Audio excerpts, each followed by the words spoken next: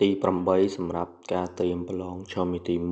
1គេឲ្យយើងសិក្សាអំពីចំនួននៃចំណុចប្រសពរវាងបន្ទាត់និងរង្វង់ទៅតាមតម្លៃ m ដោយយើងមានសមីការរង្វង់ x ការ៉េបូកឲ្យ y ការ៉េស្មើ8ហើយនឹងសមីការបន្ទាត់ y ស្មើ x បូក m ដោយយើងតាំងសមីការរង្វង់ជាសមីការទី1និងសមីការបន្ទាត់ជាសមីការទី2ហើយយើងយកសមីការទី2ទៅជំនួសនៅក្នុងសមីការទី1គេបាន x ការ៉េបូកឲ្យ y យើងបដូរទៅជា x បូកឲ្យ m ទាំងអស់នឹងលើកជាការ៉េស្មើ8 x ការ៉េទុកដដែលបូកយើងប្រើតាមរូបមន្ត a បូក b លើកជាការ៉េដែលស្មើទៅនឹង a ការ៉េបូក 2ab បូកឲ្យ b ការ៉េ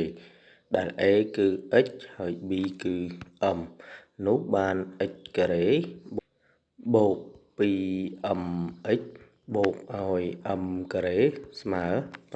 8យើងបង្រួមលទ្ធផល x ការ៉េបូក x ការ៉េបាន 2x ការ៉េបូកឲ្យ 2mx បូក m ការ៉េរុញ8មកខាងឆ្វេងបានដក8ហើយស្មើ0យើងប្រើ data គឺ b ការ៉េដក 4ac ដែល a គឺជាមេគុណរបស់ x ការ៉េ b មេគុណរបស់ x និង c គឺជាតម្លៃចំនួនពិតនេះស្មើ 2m ទាំងអស់នឹងលើកជាការ៉េដក 4a គឺ 2c m ការ៉េដក 8ស្មើ 2m លើកជាការ៉េបាន 4m ការ៉េដក 8 កតាឲ្យ m ការ៉េដក 8យើងពលាត 8 ចូលយើងបាន 4m ការ៉េដក 8 គុណ m ការ៉េបានដក 8m ការ៉េដក 8 គុណដក 8បានបូក 64ស្មើ 4m ការ៉េដកឲ្យ 8m ការ៉េបានដក 4m ការ៉េបូកឲ្យ 64យើងឲ្យ data ស្មើ0សមូលដក 4m ការ៉េបូកឲ្យ 64ស្មើ0យើងសម្រួលនឹង4ចោលយើងបានដក m ការ៉េបូកឲ្យ 16ស្មើ0ដក m ការ៉េស្មើ16រុញទៅអង្គខាងស្ដាំបានដក16ដកចែកនឹងដកនេះបានបូកជាងសល់ m ការ៉េស្មើ16យើងទាញរក m ស្មើបូកដករឹសនៃ16ដែលបញ្ចេញមកបាន4បន្ទាប់មកយើងត្រូវសិក្សាសញ្ញារបស់